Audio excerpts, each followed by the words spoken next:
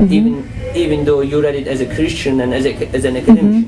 But by the help of Mr. Gulen's writings, your knowledge about Quran has expanded. Yes. So for the time being, what is your understanding of Quran as a Christian or as an academician?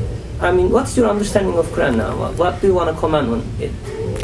Well, I understand it as a text that is sacred in Islam, that is understood by Muslims to be the direct word or words of God to the people of Muhammad's time and place, and to speak truth that lives into eternity. So an eternal word.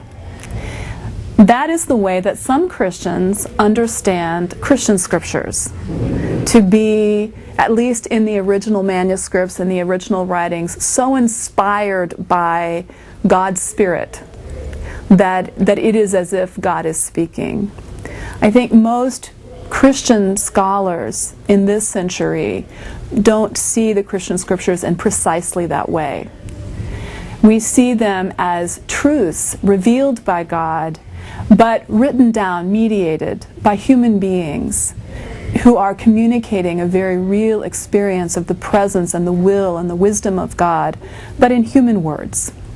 So there's less a sense of this is an eternally spoken document or word of God, and there's not a sense in any Christian community of the Christian scriptures being pre-existent, as I understand, at least, that the Quran is understood to be.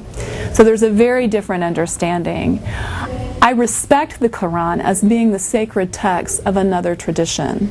I read it so that I can understand and be in dialogue, but it's not my sacred text. And how about